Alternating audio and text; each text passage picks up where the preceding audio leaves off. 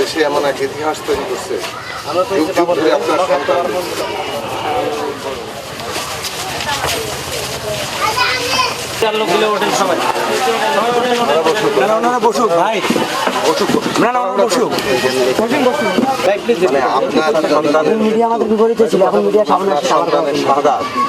পুরো দেশ জাতিকে যেভাবে আজকে মুক্ত করে যুগ যুগ ধরে তরুণদের মধ্যে আবু সাঈদ, এই দেশে যে ভয়ের রাজত্ব তৈরি করা হয়, আবু সাঈদ তার সাহস দিয়ে, তার সৎ সাহস দিয়ে সে ভয় ভেঙে দেয়। এই হত্যাযোগ্য গণহত্যা, এই সব কিছু মোকাবেলা করে আজকে ছাত্র তরুণরা আমাদের বিজয় ছিনে নিয়ে আসে। এই স্বপ্ন বাস্তবায়ন না হওয়া পর্যন্ত আমরা আমাদের প্রত্যেকের জীবন বাজি রেখে ইনশাআল্লাহ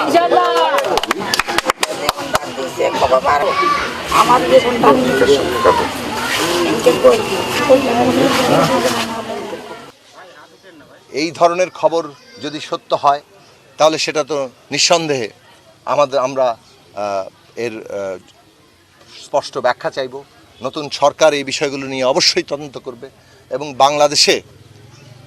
যে স্বাধীনতা সার্বভৌমত্ব, কেউ যদি আমাদের দেশের স্বাধীনতা সার্বভৌমত্ব, আমাদের দেশের মর্যাদা ক্ষুণ্ণ করতে চায়, তাদেরকে আমরা পরিষ্কার করে বলবো, এই দেশের ছাত্র জনতা তারা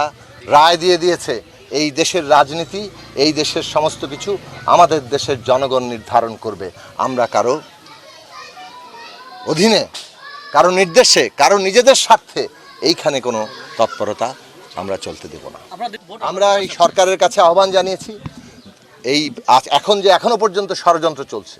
এই যে ছাত্র জনতার গণ অভ্যুত্থানকে নস্যাৎ করার জন্য, আমরা দেখছি পতিত স্বৈরাচার আর তাদের নানান রকম দোসররা,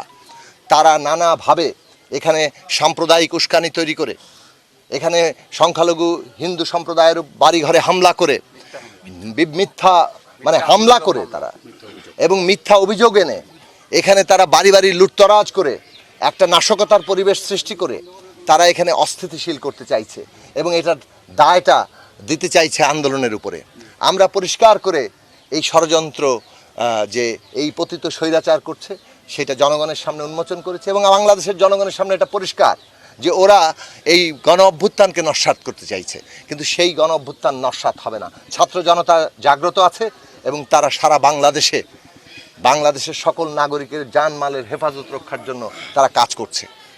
এবং তারা সমস্ত ষড়যন্ত্রকে নস্যাৎ করে দেওয়ার জন্য প্রস্তুত আছে। তাদের রেজিস্ট্যান্স উইক চলছে, প্রতিরোধের সপ্তাহ চলছে। সুতরাং আমরা বিশ্বাস রাখি যে অচিরেই বাংলাদেশে স্থিতিশীলতা এবং সমস্ত দিক থেকে আমরা একটা জানমালের নিরাপত্তা সহ পুরো ব্যবস্থাকে আবার ঠিক জায়গায় নিয়ে আসতে পারবো। এবং তারপরে আমরা বলেছি যে এই সরকারের রাজনৈতিক বিভিন্ন বিশেষত আমাদের ছাত্র সমাজের সাথে এবং রাজনৈতিক দলগুলোর সাথে, শ্রেণী পেশার যে সমস্ত প্রতিনিধিরা আছে সকলের সাথে আপনারা আলাপ আলোচনায় বসুন, কিভাবে এই রাষ্ট্র ব্যবস্থা